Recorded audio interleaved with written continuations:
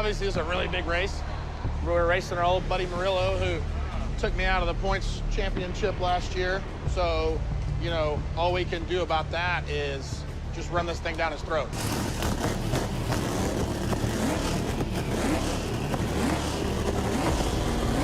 Just like in any other competitive sport, everyone wants a piece of the championship, and that was the case for three-time and reigning Street Outlaws No Prep Kings champion Ryan Martin. As in episode 15 of season 2, he received call-outs for practically all the other races. Join us as we take a look into the heated moments when Ryan Martin gets thrown under the bus by other racers after his grand victory. Ryan Martin versus the world. Scott asks his team Nola who they think the fastest people are other than Ryan and Axeman, and a couple of them say Mike Amarillo. Another member asks how Team Texas can help the team. Kai Kelly reveals they are thinking about a big ballsy move, like somebody drawing out Ryan and outrunning him, but he is not certain of that possibility, as Ryan is a tough racer. Mike Amarillo says Team Texas and Team Nola have the same idea, which is to kick Ryan Martin out early. Mike also admits his Team Texas did not have a realistic shot at the title, but that he and his team would help his best friend Scott and Team Nola take home the crown. It's not really the mood you want to go into, but I got to clear my mind, go to the starting line, and I got to do my job. Considering that only 2 events were left and that there was now no room for error, they were going to get both teams together and make sure everyone was on the same page. Team Nola decides to make a plan so things run smoothly and stay on track. To decide who wants to take the win for the team, they play a quick game of rock, paper and scissors. The 32 men and women gather around before starting off the first round, but before the start of the event, an opportunity is given for call-outs, and immediately, Ryan Martin is asked by another racer if he wants to go to the first round, to which he immediately says no. Ryan Martin then goes on to suggest that it would be easier if it was asked who wanted to call him out before going on to the next call-out. Everyone is then asked to raise their hands if they want to call out Ryan. 3 hands come up and Ryan refuses all 3 call-outs. Birdman then indicates that he was also calling out Ryan Martin. It looked like everyone wanted to race Ryan in the first round, but he once again said no, this time to Birdman, after appreciating his offer and saying it would have been an entertaining face-off, but would be better suited for the finals. But Joe Woods, the Dominator, then raises his hand.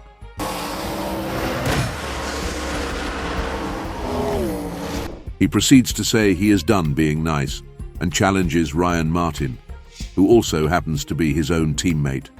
After thinking it over for a few seconds, Ryan Martin decides to accept Joe Woods' challenge to decide the first call-out. The call-outs continue. Larry Larson calls out Kamikaze, but Kamikaze responded that with all due respect, he had to decline. Randy Williams is then called out next by Eric Bain, which he accepts. Now, Kamikaze calls out his buddy Jeff Lutz in what he described as a sense of team camaraderie, and Jeff accepts. That's the end of the call-outs, and the draws begin. Ryan Martin reveals that normally he would draw the bucket because he has a fast enough car to do so. Last night against Grudge Racing, he heard the motors, spun the tires, and did everything but a good pass. Today, he admitted he was going into the race without any good data or any good passes on the racetrack. He also says he could see the points championship closing in. Analyzing the competition, he recognized that Kai Kelly was 30 points behind him, Lizzie Moosey was 40 points behind him, and Scott Taylor was 60 points behind him. Winning the final 2 races earns a racer 90 points. So really, no lead was safe. Every round that they go farther than Ryan cuts his leads by 5 points today and 10 points in Texas because it was double points. Ryan knew he had to do whatever he needed to do to take advantage of one more test pass. And he did make the most of his chance by defeating the Dominator in their face-off, after which he said it was an excellent clean pass. Great data for the next run, and they were ready for round 2. About his face-off with Randy Williams, Eric Bain said Randy was not easy to predict, as he could make a pass and run well, or have all sorts of problems. But Eric said he felt it was good for their team to make the call, and he hoped they could take the points and advance to the next round. and Eric Bain went on to win the round, making a joke with Randy about him being schooled despite being called a professor. They laughed and shook hands, then Randy gave Eric Bain his blessing to go on and win the event. Eric admits that going into the round, his team was plagued with problems that shouldn't be happening, but that was just the nature of racing as a sport. But they were feeling good about their win and were going to focus on the data that they had and go into the second round with a little confidence. Jeff Lutz sees the obvious and admits that Ryan has the best chance of any of the 405 to win the championship. But being number 5 in points and with 90 points up for grabs, he could still win it, which is why he accepted Kamikaze's call-out to get another round under his belt and get ready for round 2. Jeff went on to win the face-off as well. Everyone wanted to face off against Ryan Martin to try to get him out of the way as soon as possible. But what has made him such a tough opponent to go against in the No Preps King world? Let's find out. Ryan Martin destroys Kai Kelly in the finals. One of the reasons everyone wanted to go up against Ryan was because he was the reigning champion, having won the previous No Preps King Championship after a win over Kai Keller in the finals. Ryan's car, which he described as running great, had just outrun Murillo Mike to secure Ryan's place in the finals against Kai Keller. And Kai and his team were discussing about his next opponent, Robin Roberts, who Kai says may be even faster than Ryan, but his team reassures him that he can beat both of them. Hang on, does anybody else want to call out Randy Williams real quick? Okay, Ryan Martin, okay, all right, okay. Randy, who do you want to race? Kai admits that he wasn't the best at sealing the deal in the Final Four, but says he really wanted one 405 guy to be eliminated, so he was hoping Ryan and Robin would draw each other, but he drew Robin, so he would do his best. He felt like the turbo cars and nitrous cars had to blow up pretty much to beat them, so he and his team would want to save that blow-up pass for the final. So Kai faces off against Robin in the semi-finals to see who gets to face Ryan in the finals. Kai's car speeds away from Robin's car and wins the round to secure his place in the final round. Kai was focused and went all in. The car twisted sideways during the race, and Kai has never felt that much power before, he said. He was shocked that he could beat Robin, but also proud of himself for moving on to the finals. Robin Roberts, on the other hand, was disappointed with his performance and revealed to his teammate Ryan Martin that he had forgotten to grab on his scramble button. Robin said he felt totally dejected because of how much work he and his team had put in and how far they had already come. With Robin Roberts out of the way, Ryan Martin was the only person standing between Kai and $40,000. Kai had never beaten Ryan, but he was confident in the performance of his car today. He knew this was a good chance to finally outrun Ryan Martin. How wrong he was. There was a coin toss to decide who picked the lane. Kai won the toss and picked the right lane, which meant Ryan would be racing in the left lane. The pair shook hands and proceeded to get their cars ready for the ultimate showdown. Ryan Martin didn't take Kai's call-out before, but now he had no choice but to race him. Kai went out to set up his car until he was sure it was in the best state to beat the great Ryan Martin. His team members encourage him to seal the deal and win the final. Meanwhile, Ryan's team reveals to him that all the top competitors, including Lizzie and Axeman, are out of the race, so Kai should be an easy win for him. Ryan Martins agrees that he shared the same thought and was confident going into the race.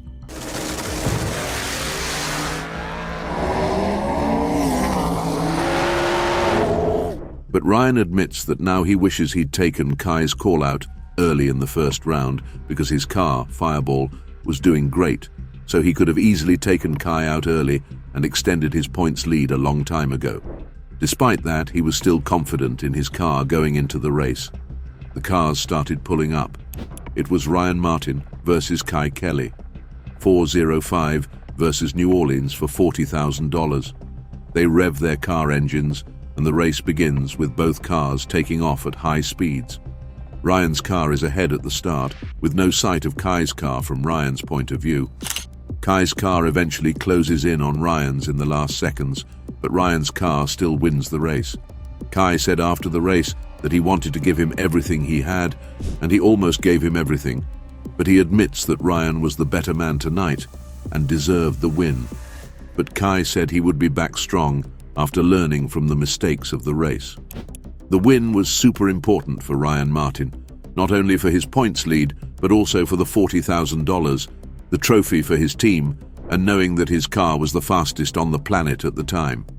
But some other racers have had unfinished business with Ryan Martin on different occasions, like Axeman, who hoped to redeem himself after losing a previous final to Ryan due to mechanical failures. Axeman seeks sweet revenge. Doc offered Ryan a call-out, which Ryan should take because they were free 5 points. But Ryan decides to give it to Chuck because his car was hurt and he needed the points more. He still recognized that it was a tough call, as he couldn't afford to get knocked out in round 1 this late in the game. Ryan had lost the last 2 championships by 5 points, which is why Doc was offering the points to him in the first place. But the whole team agreed that points should be given to Chuck instead. In the previous week, Chuck had dropped from 5th in points to 9th, so he also knew that he required the extra pass, as he wanted to be in the top 5 or the top 10 to help his team win the championship. The call-outs for the first round start with Mr. Nice Guy calling out the Chief. Big Chief accepted the challenge, saying it was the best for him and his team. Amarillo Mike calls out Randy Williams next, but old Randy Williams declines, saying, "Let's wait a minute." Scott Taylor then calls out the number 1 in points, Ryan Martin. Martin, of course, declines, saying he would draw the bucket like everybody else. Someone calls out Randy Williams again, and it is asked if any other racers wanted Randy, and several hands went up, including Ryan Martin. But Randy says he would not be taking any call-outs, but would be calling out Lizzie Moosey himself, which Lizzie accepts. Randy revealed that all morning everyone knew they had taken out the transmission last night, and they thought his team was broke, which is why everyone wanted to call him out, so they could win free points.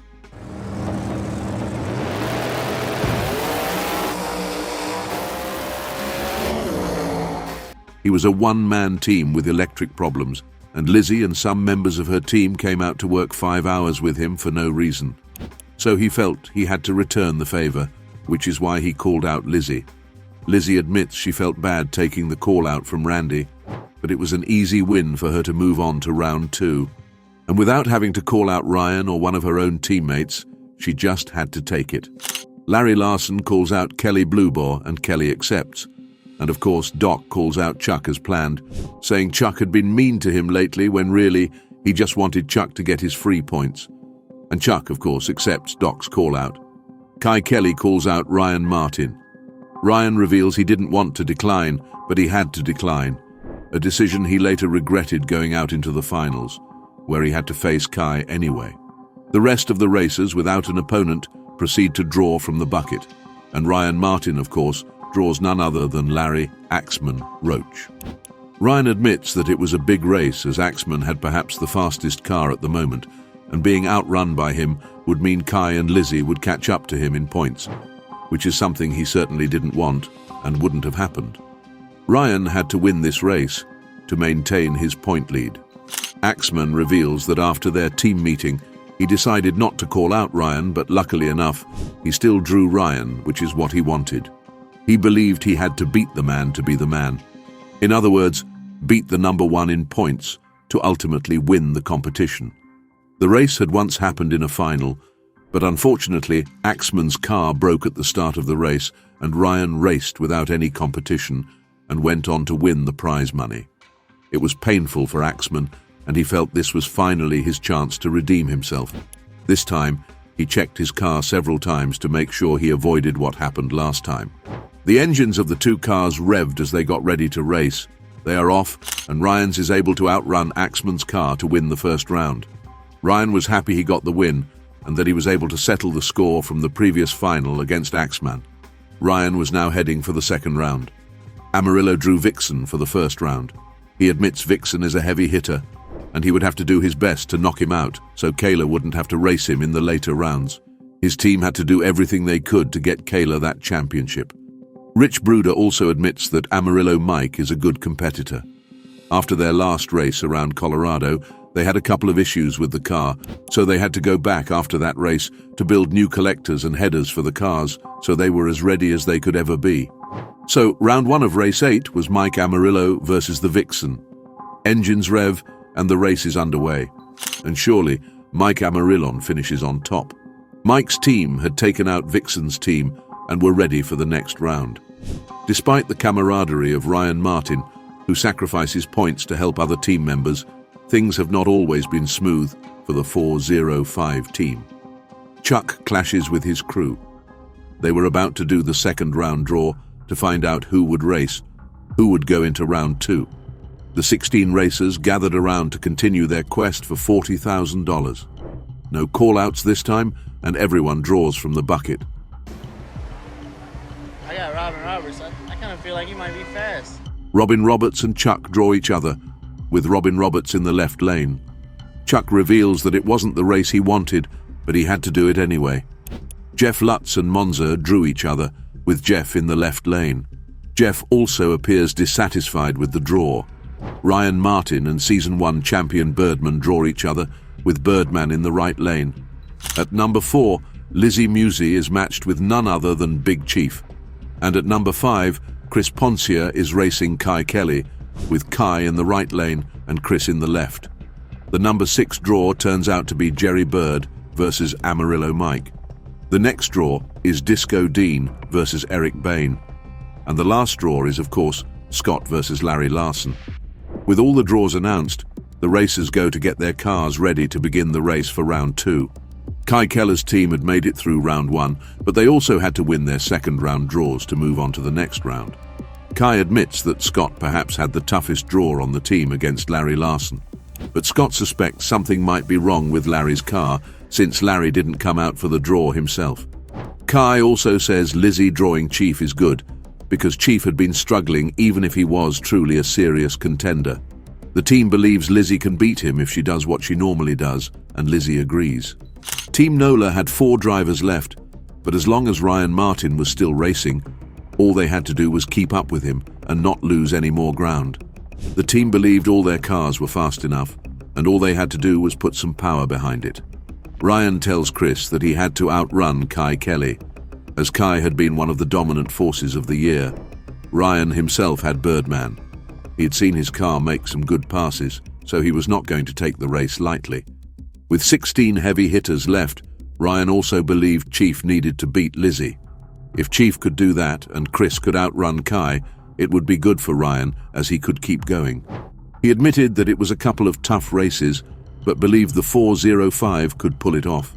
But Chuck, on the other hand, was trying to get his car started, and for some reason it wouldn't. The team threw spark plugs in the engine and got the car to the line. Chuck wanted to be in the top 5 at least, but his car wasn't acting like a top 5, and he needed to go rounds to move up the leaderboard. Because I wanted one 405 guy to be eliminated here. Personally, I feel like these turbo cars and nitrous cars. Chuck had furiously gotten out of the car when the team was trying to fix the engine and said there was no time to gap plugs because they were in a hurry. Chuck asks the crew member working on his engine to move out of the way, but the man tells Chuck that he has it. Chuck insisted that he move out of the way, and the man screamed back multiple times, asking Chuck to get out of the way and even occasionally using the F word. Chuck reluctantly backs away and tells him to do whatever he wants to do and that it is his last chance. He admitted that it sucked arguing with his crew members when he was going out to the starting line, and they were throwing fits about nothing, especially when racing someone like Robin Roberts, who is one of the fastest guys on the property. And to make it even worse, he was scheduled for the first race, and everyone would be waiting on him. Chuck didn't go to the starting line in the best of moods, but he had to clear his mind and go to the track to at least try to win his race. The cars rev, and the race begins with both cars instantly taking off. However, Chuck's car immediately starts vibrating, smoke starts coming out from underneath the hood, and the car bumps into an obstacle in its lane. Robin Roberts wins the race, and Chuck goes back to the trailer. Robin was moving on to the third round and was looking forward to it. Monza says he hated to have to race against his friend Jeff, but that was part of it, and he was confident he had a good shot at winning. Jeff also admits that he didn't want to race Monza, but wasn't going to take him lightly either. The race starts and Monza is off and well ahead of Jeff, but his car experiences a malfunction and Jeff goes on to win the race. Despite Ryan Martin's recent successes, he still had Season 7 of No Prep Kings to worry about. Let's take a look at what he had to say going into NPK Season 7. Ryan Martin talks about NPK Season 7. With 25 days out to Maple Grove, Ryan's team had their car, Old Faithful, running on the 2 steps and ready to take to the racetrack. They, however, did not have the red car ready for the racetrack, but hoped it would be ready by the next night. They still believed Old Faithful could pick up right where the red car left off. They had a lot of testing to do and had already made a few changes to the car, like freshening the motor and the converter. Everything was fresh on the car, but when it came down to it, it wasn't much different than what it was last year, which is what the team wanted. On the cars of his competitors, Ryan says he didn't know what was right or wrong when screwing a car, and he just thought the screw combination he and his team put together for the red car had the potential to go faster than 330 compared to Old Faithful. His goal was to go faster to the 330 than Old Faithful, and if he could achieve that, the screw would run off and hide from the Pro Charger deal. He admits that every time he races them, he outruns them in the 330, but they just come up right behind him. He knew that Kai's car had 3 miles per hour more than his, and said that was impressive horsepower. Kai's team's cars weighed heavier than Ryan's own combo, so they were doing that while still being heavier. Ryan says he just wants to do it, that is, run a screw car.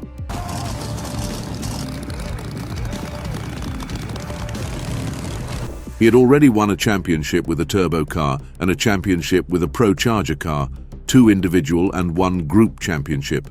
So he wanted to find out if they could also win a championship with a screw car. He even said it would be nice to run all the combos, including the Nitro combo. Not only that, but he had a problem with the idea of trying out the Nitro deal because of how much he weighed, and he didn't think it was probable, but would at least try to do the screw. Ryan got to help the Bird brothers with their car and said if the brothers ever got it right, that car would be the one to surprise everybody in the coming season. If the brother were able to get consistency with the program, the car would be fast. But by the end of the week, he knew that the Fireball car and Old Faithful would be ready. The Fireball car got a bunch of updates. The whole back half of the car was redone. The car had new brackets, new bars, a new screw combo, and a lightweight front clip. The car had not been updated since 2015, and Ryan believed it was time for a change as the car was getting close to wearing out. Ryan says NPK would be going strong in the current year, and things would be different as far as the format went, but everything else would be the same as before. He says a lot of rumors had been going around that it would be changing, but it was not. He says he doesn't know what car his team would be taking into Maple Grove, but he bet it would be a red screw car. What do you think about Ryan Martin being challenged by multiple racers? Let us know in the comments below. Don't forget to like, share and subscribe to the channel for more interesting videos. Thanks for watching.